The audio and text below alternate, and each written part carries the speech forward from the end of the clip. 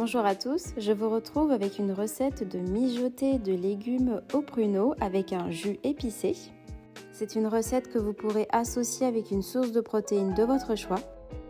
Pour cette recette, vous aurez besoin de 200 g de petits pois surgelés, 200 g d'haricots verts frais que vous allez équeuter et couper en deux, de 4 pommes de terre coupées en quartiers comme des potatoes, 5 carottes coupées en gros bâtonnets, 3 oignons émincés, 300 g de pruneaux dénoyautés, 8 gousses d'ail émincées, moi je le fais au robot, c'est plus rapide, un mélange d'épices de votre choix, moi j'ai choisi un mélange d'épices à couscous. Commençons par faire chauffer au fond d'une cocotte beaucoup d'huile d'olive.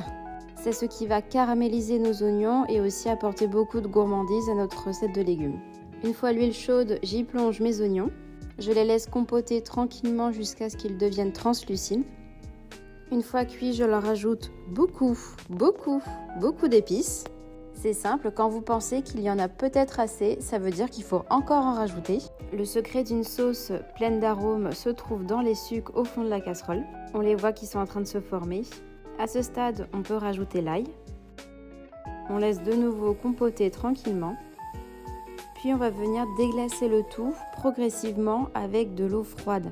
C'est très important que l'eau soit froide pour créer un choc thermique. Au fur et à mesure, je gratte le fond de la casserole pour récupérer les sucs. Allez, encore un peu d'épices, il n'y en a jamais assez. Pour les épices, vous faites vraiment selon vos goûts. À ce stade, vous avez fait le plus gros du travail, il ne reste plus qu'à rajouter l'ensemble de vos légumes.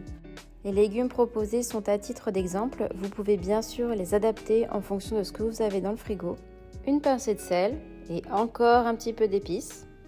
On rajoute ensuite de l'eau à hauteur des légumes, pour moi il m'a fallu 70 centilitres d'eau. Il ne reste plus qu'à laisser le tout cuire à feu doux pendant environ 20-25 minutes, la cuisson sera à surveiller. Et c'est déjà prêt!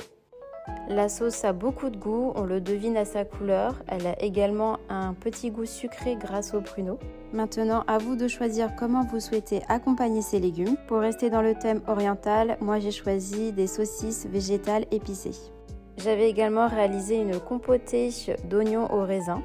J'espère que cette recette vous plaira. N'hésitez pas à vous abonner et à activer la cloche des notifications. Je vous souhaite un très bon appétit et je vous dis à très bientôt pour de nouvelles recettes végétales.